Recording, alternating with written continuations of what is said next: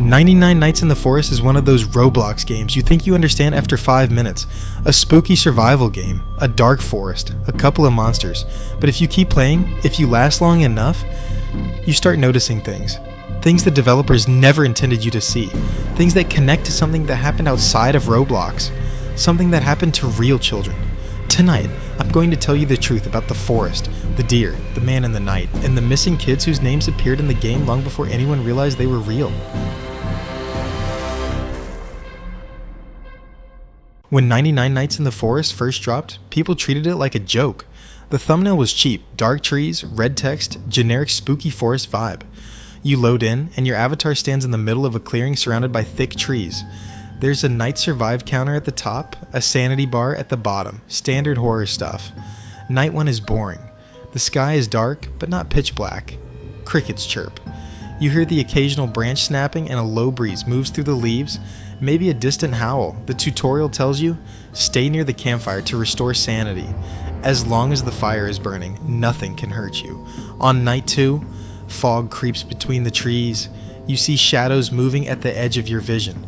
Your sanity drains faster when you wander too far. You hear something walking just out of range of your flashlight. By night 5, players are comfortable. They know the basic enemy, a tall, malformed creature that shrieks and rushes at you if you stare too long. You can kite it, loop around rocks, survive until dawn. People make memes and speedrun strategies. It feels like a game, but after night 12, something changes. You'll notice it first if you replay the game. On your second run, the trees aren't in the exact same place. Paths you took before now lead you somewhere else. Rocks shift slightly. The forest seems to rearrange itself like it's trying to confuse you. You might think it's procedural generation, just code, just random. Except, it isn't random. One player, user at Nightlogger, recorded their playthroughs. On their 5th run, they overlaid screenshots from different nights. The trees hadn't just moved, they had formed a pattern. From above, the forest spelled out letters, crude, jagged, almost impossible to catch, but there, a word, a name. The name of a child who went missing 3 years before the game was ever released, but that discovery came later. At first, people just noticed the feeling, the sense that there was something behind the code, watching. On night 13, the crickets stop, the wind stops, your sanity drains faster, for no reason. And if you keep walking through the darkness, ignoring the campfire, ignoring the intended game loop, you'll see it, between the trees, perfectly still. The first sign that 99 Nights in the Forest was never meant to be just a joke? The deer. The deer appears for the first time on night 14. Most people don't notice it at all. It doesn't spawn close to the campfire, it doesn't attack. It just stands there, far away, half covered by trees. If you're the kind of player who stays by the fire, you'll never see it. But if you're curious, if you wander and push the boundaries of the map, eventually your flashlight will pass over 2 pale shapes in the dark. Eyes. At first glance, it looks like any low-poly Roblox deer. Brown body, thin legs, white-tipped tail, but something about it is wrong. It stands too straight, like its spine is a solid piece. Its legs don't bend. It doesn't lower its head. It's like a taxidermy model dropped in the forest and forgotten. It doesn't move when you approach. You can walk in circles around it and it will slowly rotate, always facing you. On night 17, the deer changes. Its eyes are no longer white. They're hollow, dark pits that seem to absorb light. Its legs are longer, jointed in a way that looks painful. If you shine your flashlight too long, the camera shakes slightly. Your avatar's breathing gets heavier. The sanity bar rises and falls at the same time, jittering like a corrupted file. Then someone zoomed in and took a screenshot. Carved into the deer's side, barely visible through the fur texture, were letters. Crude, jagged, as if scratched with a knife. 3 words. Bring them back! At first everyone called it fake. Edited, photoshopped, nice creepy pasta bro. But then more players posted pictures. Different servers, different nights, different angles. Same message. Some saw extra details. Stick figure drawings scraped into the texture as if a child had doodled people holding hands. Others reported that if you leave your character AFK beside the deer, your sanity bar stops working. It just disappears. And when that happens, the deer's head slowly tilts until it's at an impossible angle, and your screen fades to black. No jump scare, no death sound, just a single whisper buried in the audio. A child's voice saying, "Why didn't you help us?" The deer was creepy, sure, but people still called it ARG content. It's just lore. Just a mystery. Roblox horror games do that all the time. What made 99 Nights in the Forest different was what players found outside the game. It started with a username, @ForestKid. They posted a short clip on a forum. In it, they walk up to a tree near the edge of the map on night 21. The bark is covered in scratches. At first it looks random, like damage from the monsters, but then he zooms in, letters. Barely readable, but there. EVAN.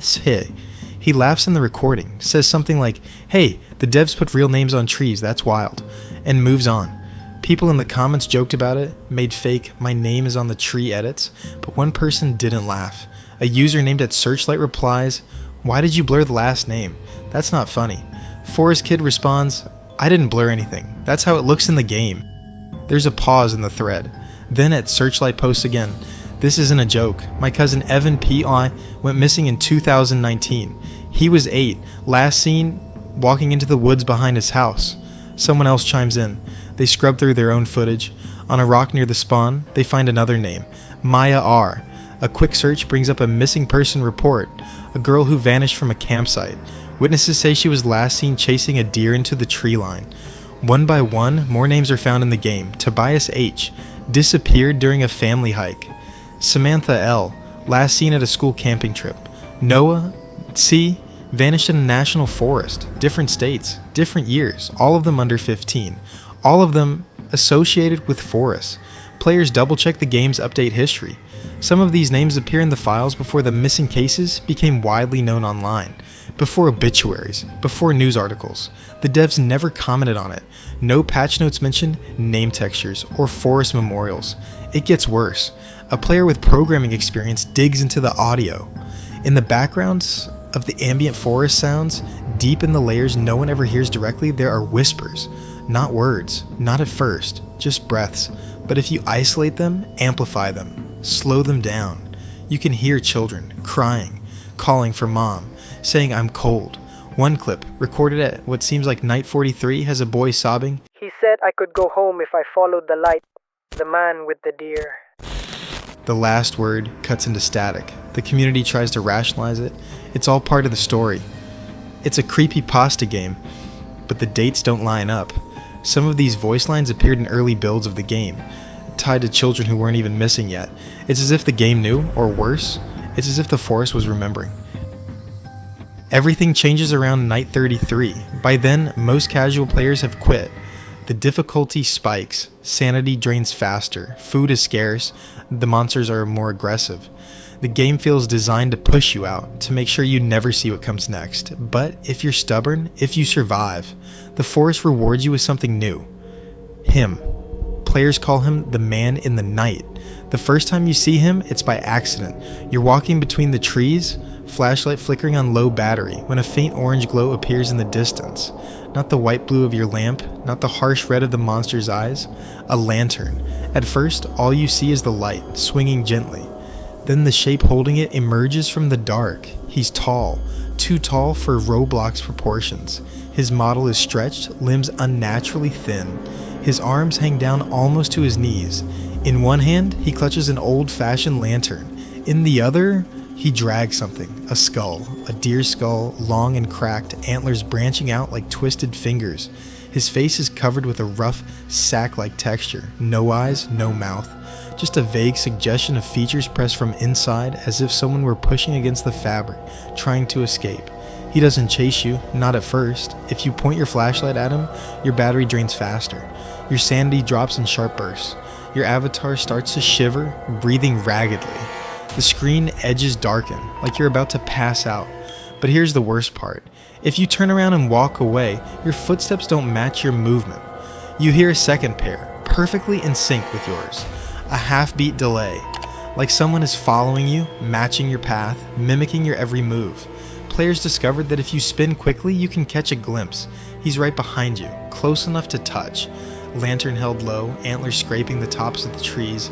He whispers, but not in words you can understand. It's more like choosing, measuring, listening to how loudly your character breathes, how radically your camera shakes. One player at Lantern Lurker reported that the man in the night only started appearing after they spent several nights sitting with the deer. It's as if the forest marked them, claimed them. They ripped the game files apart, checking NPC triggers, spawn conditions, anything. But here's what they found. The man in the night doesn't have a set spawn point. His appearance is based on time played, not in-game nights, real-world hours. The longer you stay, the more he watches. And eventually, if you stay long enough, he stops watching. He starts following. Everyone assumes the game ends at night 99. The counter stops there. The files suggest there are no more events. The devs never mention anything beyond it. But remember, 99 Nights in the Forest does not like players who give up, and it especially doesn't like players who finish. A small group of no-life grinders, the kind of people who sink dozens of hours into a single game, started reporting something strange. After surviving Night 99, after outlasting every monster, managing their sanity like pros, mastering the forest, they expected a cutscene, credits, a badge, something. Instead, the screen faded to black, and then faded back in. Same forest, same avatar. But now, everything was wrong. The trees were bare, no leaves, just claw-like branches clawing at a sky that wasn't really a sky anymore. Just a thick gray fog. All the grass was gone, replaced by ash. The campfire was out. There was only the wind, and the scraping of wood against wood, somewhere deep in the fog. If you walk forward, you realize the map has changed. The forest isn't random anymore. The trees are arranged in rows, like a cemetery, each trunk perfectly spaced. On each one, a name, not carved, burned. The names of players who quit before reaching night 50. People who uninstalled. People who said, "This game is too weird, I'm done." The deeper you go, the more recent the names get. People who quit last month, last week, yesterday. Eventually you find your own. Your avatar stops when it sees it, even if you don't touch the controls. The camera slowly pans up the trunk, forcing you to read every letter. If you try to log out here, the game freezes for a second. Then a message appears. You can't leave if you haven't arrived. From here, 3 more hidden nights can occur, randomly triggered based on how long you stand near your own name, or near the deer, if you can find it in this dead version of the forest. On night 101, the man in the night appears more frequently, but now his lantern doesn't cast light. It casts shadows. Shapes of children running between the trees, reaching out, grabbing at your avatar's legs as you walk. And finally, night 103. If you survive long enough, if you refuse to quit, the trees slowly bend, forming a tunnel. At the end is a cave, a place no one has seen in the normal 99 night cycle. Carved above the entrance in long, deep gouges, they never left the forest. So what is 99 Nights in the Forest? Really? A game about monsters and survival? A twisted ARG about missing kids?